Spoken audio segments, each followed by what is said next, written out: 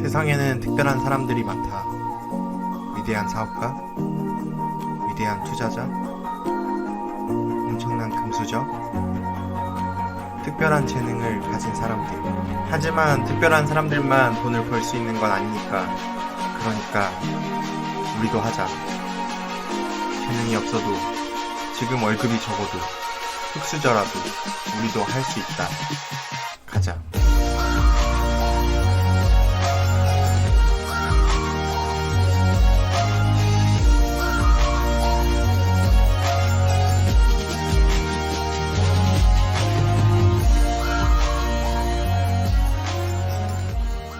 주의사항, 넬슨은 금융 전문가가 아닙니다. 수의사입니다. 이 영상의 장르는 교육용 영상이 아닌 다큐멘터리입니다. 이 컨텐츠는 저의 성장일기입니다. 이 영상을 보고 따라하시다가 잘되면 다 제 덕이지만 잘못되면 여러분의 잘못입니다.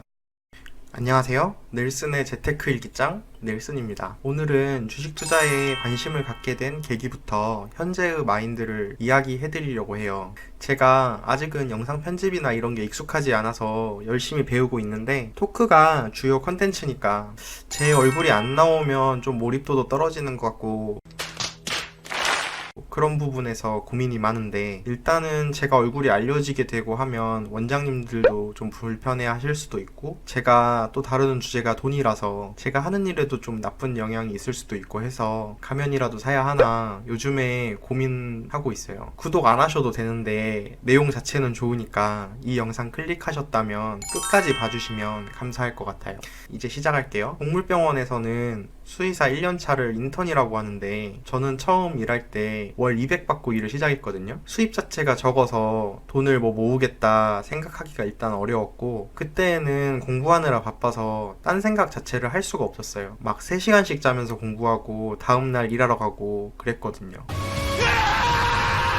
그리고 2년차 때부터는 인턴 때랑 좀 다르게 건강이 안 좋은 애들을 보기 시작하면서 스트레스도 엄청 받고 그때도 공부하느라 엄청 정신이 없었는데 그때는 그래도 월급이 300 넘기 시작하고 한 350인가 받을 때 약간 현타 와가지고 그때 약간 정신이 나가가지고 뭔가 돈을 막 크게 써야 일을 할 수 있을 것 같은 거예요. 그래서 그때 차를 사버렸어요. 그래서 그동안 조금씩 모았던 돈 다 쓰고 이제 막 한 달에 80씩 나가니까 결론적으로는 다시 월급 200만 원대로 돌아간 거랑 똑같아졌어요. 결과적으로 똑같잖아요? 저는 이게 제일 안 좋다고 생각하는 것 중에 하나인데 업무량이 많고 스트레스를 많이 받고 힘들면 막 요즘 말로 음주? 소비? 이런 걸 하게 되는데 막 후배들 불러내서 술 먹고 집에서 혼자 술 먹고 힘드니까 오늘 고생했다 이거 마시고 푹 쉬어야지 이런 마인드가 되는데 그게 진짜 안 좋은 생각인 것 같아요. 혹시나 여러분들 중에서 이렇게 사시는 분 있으시면 제 생각에는 그냥 열심히 일 안 하고 이렇게 술 안 먹고 돈 안 쓰는 게 훨씬 좋은 것 같아요. 아무튼 그렇게 3년차가 되고 그때부터는 그동안 공부를 좀 해서 아는 것도 꽤 생기고 경험도 쌓이고 그러다 보니까 일하는 게 좀 편해지기 시작했어요. 여유가 생겼다고 할 수 있겠네요. 그리고 월급도 그전보다 늘게 되고 그때까지는 제가 원룸 살았었는데 대출 받고 엄마한테 돈 조금 빌리고 해서 방 2개 거실 하나 있는 18평 빌라로 이사를 갔어요. 그때부터는 자동차 할부 80에 엄마한테 100만 원씩 갚았으니까 매년 월급이 100만 원 정도씩 늘었는데 통장에 있는 돈은 바뀌지가 않는 거예요. 그래서 이건 내가 뭔가 잘못하고 있다 이런 생각이 들었어요. 그때부터 금융경제 이런 거 책 사다가 읽고 내가 잘못 살고 있었구나 이렇게 하다가는 평생 일만 하다 죽겠구나 이런 생각이 들어서 뭔가 돌파구를 찾아야겠다 이런 생각을 하면서 살고 있었거든요. 근데 그때 마침 저희 병원 다니시던 분이 있었는데 그분 고양이가 좀 안 좋았거든요. 심장병으로. 그때 제가 주치의는 아니었는데 주치의 없는 날에 응급으로 내원을 해서 제가 밤새 본 적이 있어요. 그 고양이를 밤새 지키고 있어야 되는데 밤새 처치하는 것은 아니거든요. 필요한 처치가 생기면 그걸 빨리 해야 되니까 지키고 있는 거예요. 그래서 책을 읽으면서 병원에 있는데 보호자분께서 제가 좀 마음에 드셨는지 제가 읽고 있는 책을 보면서 선생님 돈에 관심 있으셨어요? 하고 저한테 물어보시는 거예요. 그래서 네 당연히 관심 있죠 이러니까 아니 그러면 그런 거는 자기한테 물어보라고 자기는 다른 건 잘 몰라도 돈 버는 방법은 잘 안다고 그러시더라고요. 알고 보니까 꽤 큰 금액 굴리시는 전업 투자자셨어요. 듣기로는 100억 단위였던 것 같아요. 그래서 그렇게 뭔가 기회가 생겨가지고 그분이랑 거의 매일매일 1시간 정도씩 통화를 하면서 주식에 대해서 배웠는데, 진짜 재밌는 게 만나지 않고 전화로 배웠어요.